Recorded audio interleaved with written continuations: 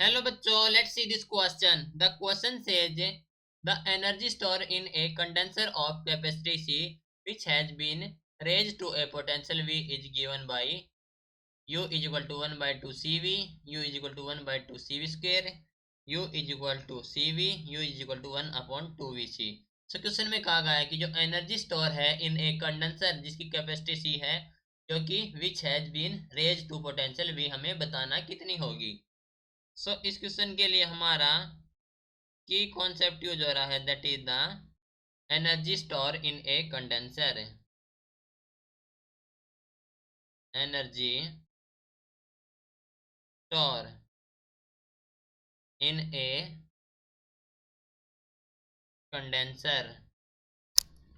ठीक है, तो हम जानते हैं कि जो पोटेंशियल ऑफ द कंडक्टर होती है the potential of a conductor वो होती है हमारे पास है V जो कि होती है Q upon C।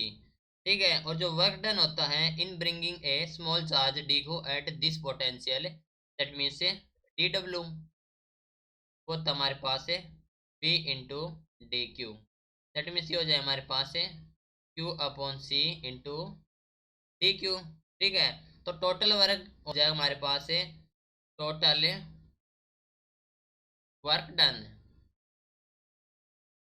Done in charging it in charging it from 0 to Q, from 0 से चार्ज Q तक वो जाए हमारे पास है W that is equal to the integration of 0 से Q into DW। Okay, that means ये हो जाए हमारे इक्वल टू द इंटीग्रेशन 0 से Q DW हमारे पास है Q upon C into D Q, Q upon C into D Q.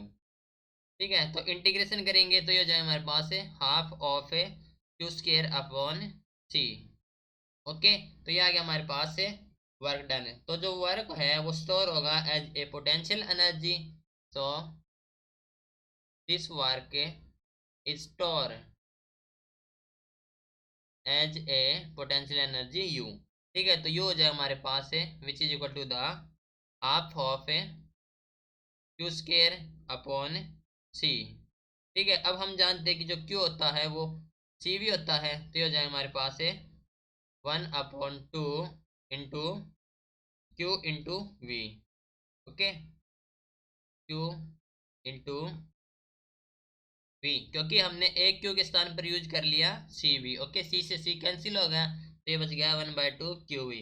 That means हम इसे लिख सकते हैं 1 बाय 2 Q होता हमारे पास CV तो CV square. Okay, that means जो हमारे पास U आ गया वो आ गया 1 by 2 CV square. Okay, select करेंगे ऑप्शन, तो ऑप्शन हो गया हमारे पास है option number B is the correct answer.